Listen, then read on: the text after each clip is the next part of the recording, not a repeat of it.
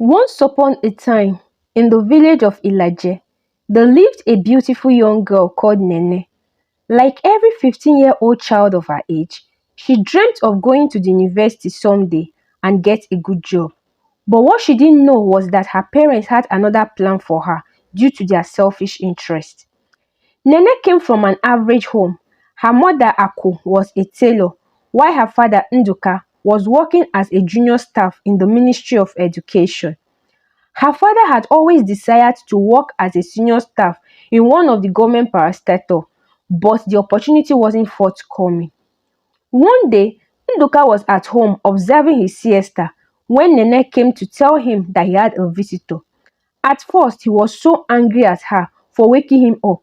He had always warned them never to disturb him whenever he was sleeping. He had already started contemplating the best punishment to give to Nene until he found out who was looking for him.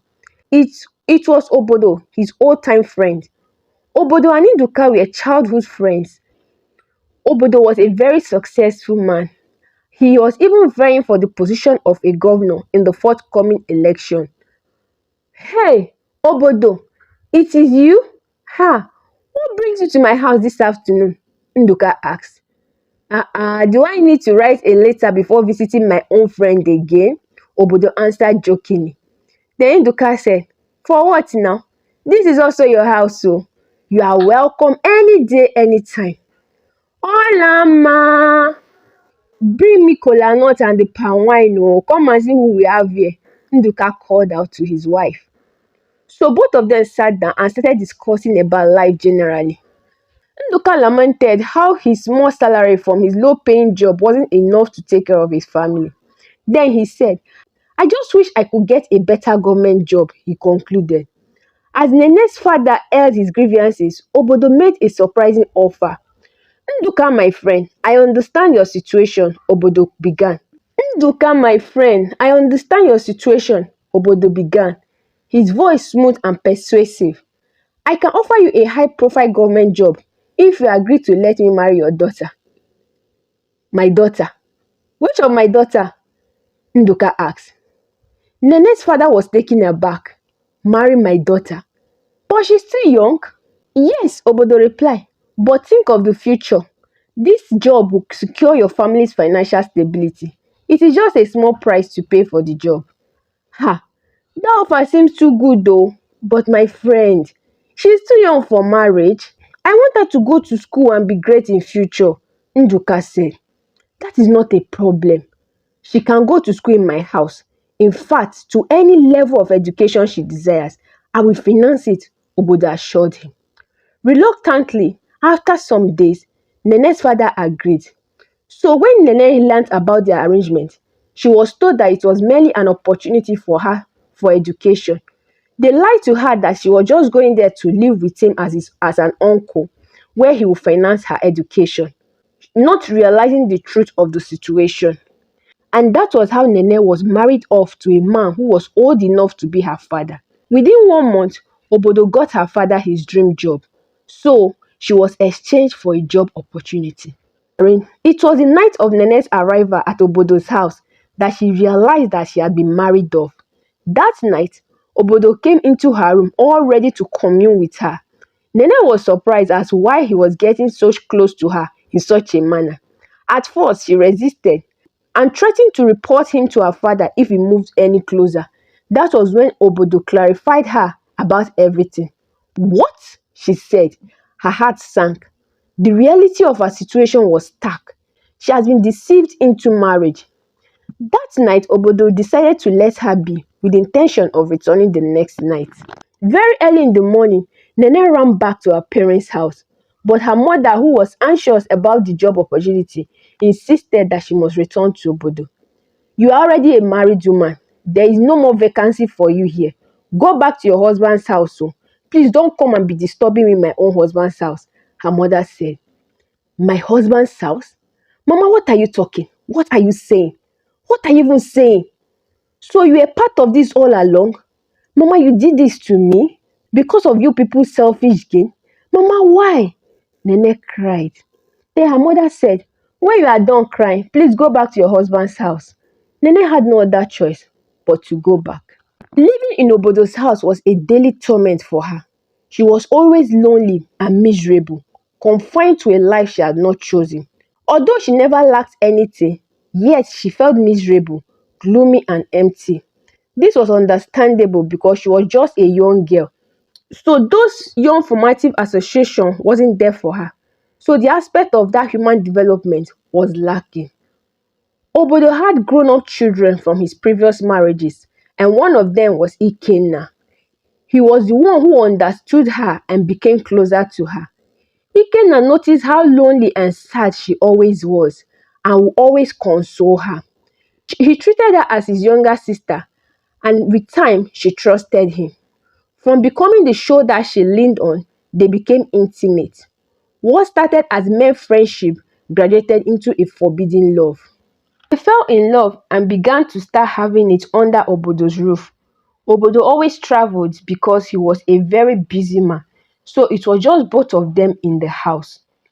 She was enjoying Ikenna. After all, he was younger than her old husband and had more time for her. She could look into Ikenna's face and feel loved, unlike her old husband.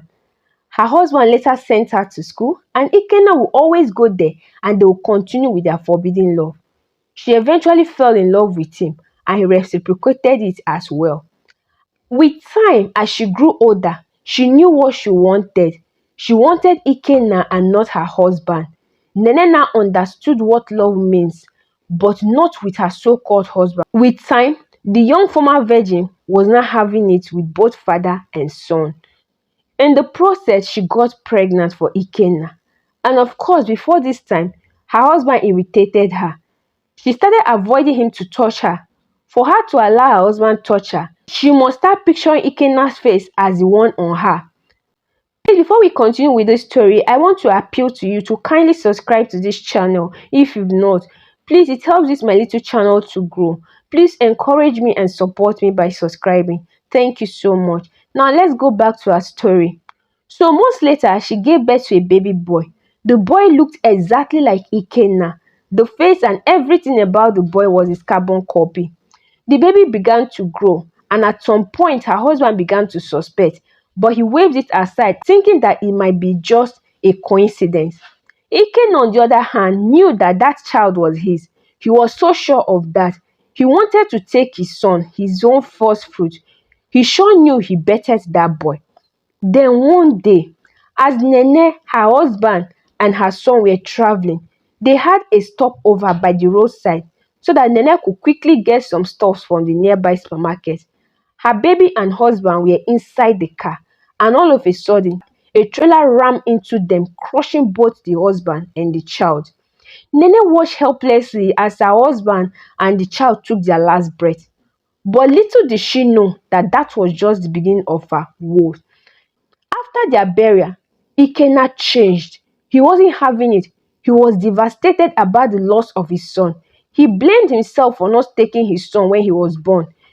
He was angry at Nene for continuing with his father even when she wasn't in love with the old man.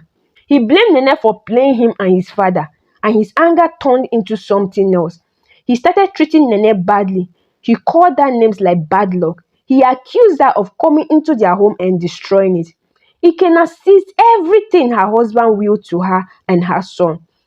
When the house became too hot for Nene and life became unbearable, she decided to open up to one of her friend's mother. She told her everything that has happened. The woman was shocked. However, instead of blaming Nene, she blamed her parents who mortgaged their daughter's future for their own selfish gain.